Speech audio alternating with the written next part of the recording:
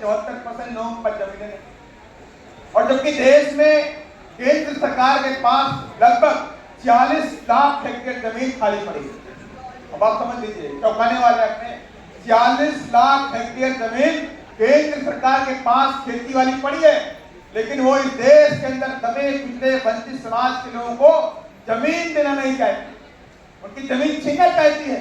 हम कहते जमीन दो और वो जमीन हमारी छीने में लगे।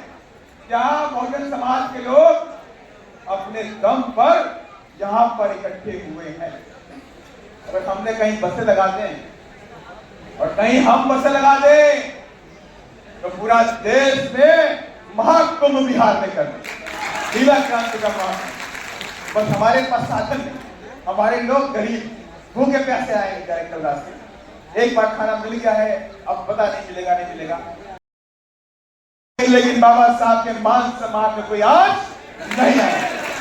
बात मैं वहां उनके सामने बोलूंगी, और इसे मैं आप सबसे कहना चाहता हूं। अभी आपने देखा कि किस तरह से सुप्रीम कोर्ट का, माननीय सुप्रीम कोर्ट का डिसीजन आया वर्गीकरण को लेकर के, आरक्षण में वर्गीकरण किया गया। अरे भाई क्यों किया गया? जब बाबा साहब डॉक्टर अम्बेडकर ने कहा आर्टिकल 340 347 में, बाबा साहब ने यही बात बोली कि इसमें समरूपता है, इसमें कोई वर्गीकरण नहीं हो सकता, इन सभी लोगों के साथ में जाति भेद होता है, इसमें कोई वर्गीकरण नहीं होता। ऐसा तो नहीं है किसी के साथ ज्यादा होता, किसी के साथ में कम होता, ऐसा बिल्कुल नहीं है।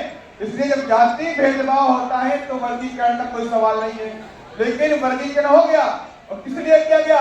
बीजेपी और कांग्रेस की साजिश में वर्गीकरण किया गया ताकि हमारे लोग आपस में बढ़ जाए। जब हमारे लोग आपस में बढ़ जाएंगे तो ताकत नहीं बन पाएंगे। बाबा साहब बोलते हैं शिक्षित बनो, संघर्ष करो और संगठित रहो, एक हो जाओ। लेकिन बिहार के अंदर दलित नेता जो वहां राज्यसभा से वहां लोकसभा में बैठे हुए हैं, मंत्री बने बैठे हुए हैं, उनकी बोलती बंद हो, उनकी पूरी तरह से बोलती बंद हो।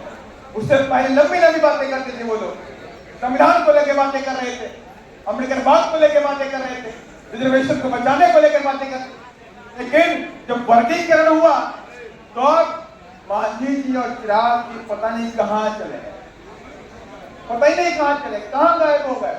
उस पर कोई बात नहीं किया। उनको समाज के दर्द से मतलब नहीं है, उनको अपनी कुर्सी से मतलब है, कुर्सी पर ट्रेनिंग चाहिए।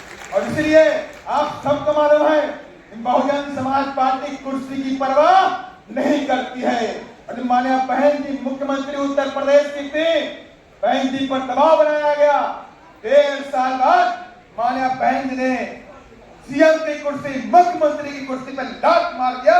क्या मुझे ऐसी कुर्सी नहीं चाहिए जो मेरे समाज से मुझे दूर करने चाहिए, तो मुझे मेरे जो समाज को मुझसे दूर करती है वो कुर्सी मुझे नहीं चाहिए। 1.5 साल बाद माननीय बहन जी ने उत्तर प्रदेश में मुख्यमंत्री की कुर्सी को लात मारा। और यही नहीं, राज्यसभा के अंदर, और आज लोग राज्यसभा बनने के लिए कौन कौन से कंप्रोमाइज कर बैठे हैं पता नहीं। तमाम बिहार के नेता हैं, राज्यसभा बनने के लिए अपनी अपनी पार्टियों का विलय कर देते हैं। कोई मंत्री बनने के लिए पार्टी का विलय करता है, कोई राज्यसभा बनने के लिए अपनी पार्टी का विलय करता है, अपने मूल सिद्धांतों से हट करके उनके सामने नतमस्तक हो जाता है। नेता बिहार के अंदर है तमाम। और क्या हुआ? और जब माल्या बहन ने राज्यसभा के अंदर की, और जब माल्या बहन जी को बोलने से रोका गया, साबिरपुर कांड था सहारनपुर के अंदर, माल्या बहन जी बोलना चाह रही, उन्होंने कहा सिर्फ 3 मिनट। अरे तुम्हारे 3 मिनट में कैसे बात पूरी हो जाएगी? हमारी उस शेरनी बहना है, ललकार दिए, कहा लो 3 मिनट में बात नहीं पूरी होने वाली है। मेरे समाज पर अत्याचार हुआ है, मेरे समाज पर जुल्म ज्यादती हुई है, मेरे समाज के लोगों के हाथ काटे गए हैं, 3 मिनट में बात पूरी नहीं होने वाली, मुझे समय चाहिए। जो समय नहीं दिया, कहा तेरी राज्यसभा की मुझे परवाह नहीं है, मैं आज ही जारी करती हूँ, मुझे राज्यसभा में रहने का कोई हक नहीं है। जब मैं अपने समाज की आवाज नहीं उठा पाऊंगी तो मुझे राज्यसभा से कोई मतलब नहीं। हमारे बहन जी ने राज्यसभा को छोड़ने का काम किया।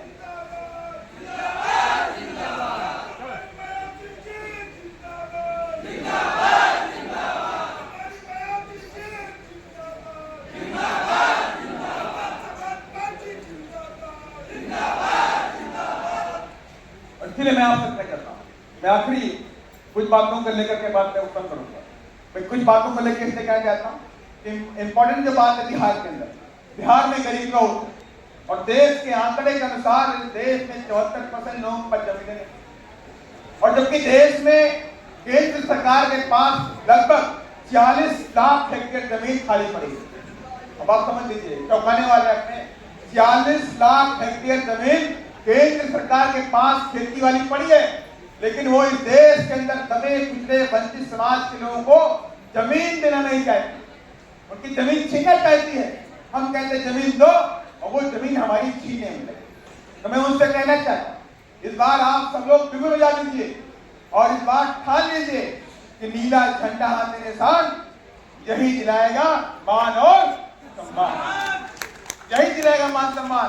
गांव गांव गली गली कूचे कूचे आवाम के बीच में बोल दीजिए, इस बार बहुजन की बारी है, इस बार बहुजन समाज में लहराई है और 2025 में बहुजन की बारी। और वही बात और कह के अपनी बात को खत्म करो कि जो लोग इलेक्शन में आपके सामने आते हैं, इलेक्शन होने वाला है कि नहीं है?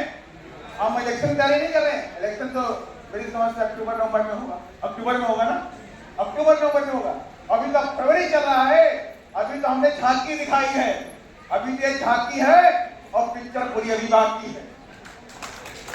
यहाँ की दोनों पार्टियों को बताना चाहता हूँ, अभी भी एक झांकी है और पिक्चर अभी बहुत बड़ी बाकी है। वो पिक्चर भी दिखाएंगे अभी को, और गांधी मैदान में दिखाएंगे बड़ी वाली पिक्चर। समय आने दीजिए,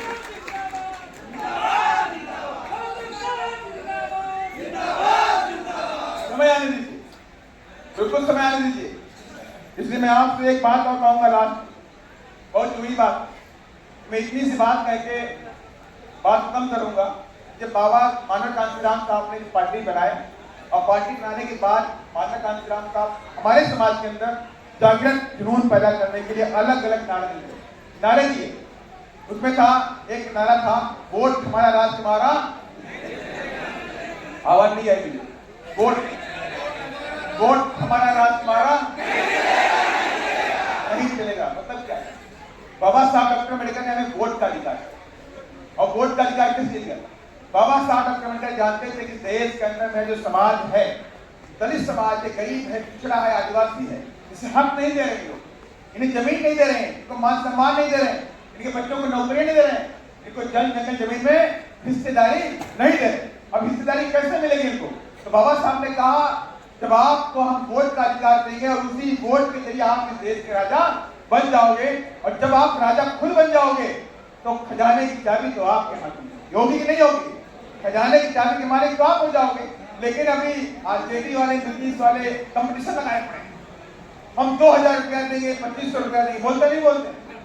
क्या बोलते हैं?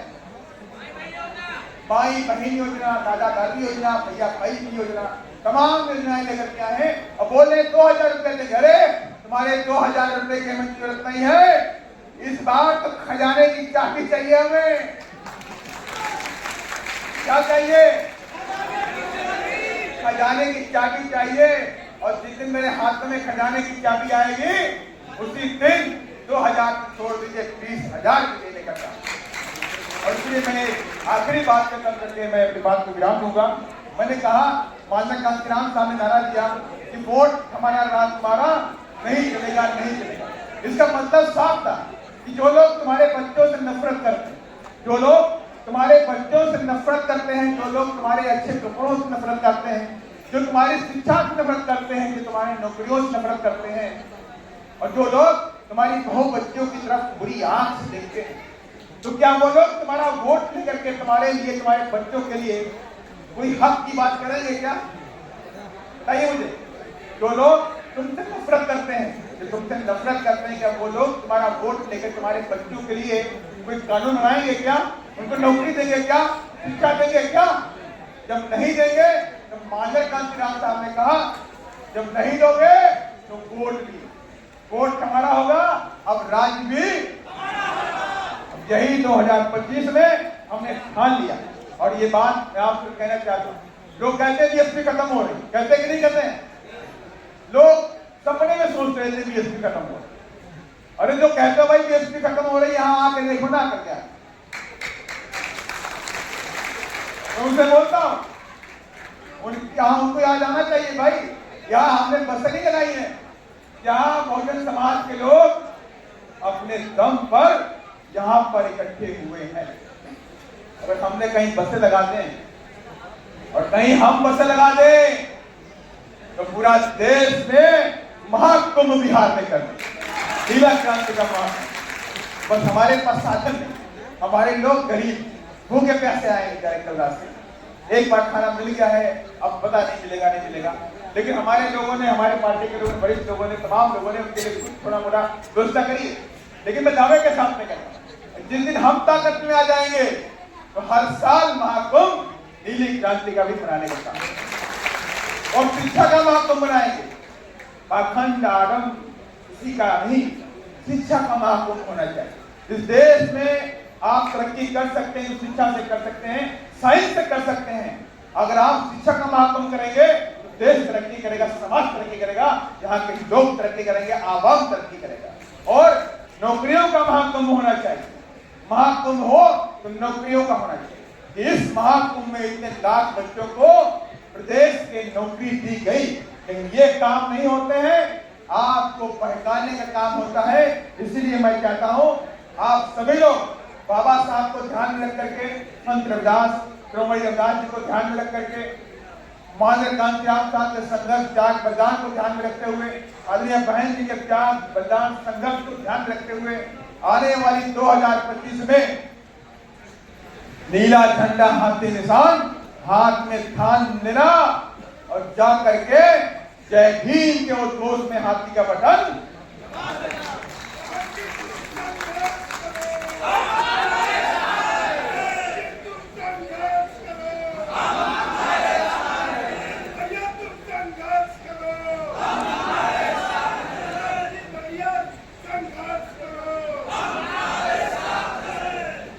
साथियों।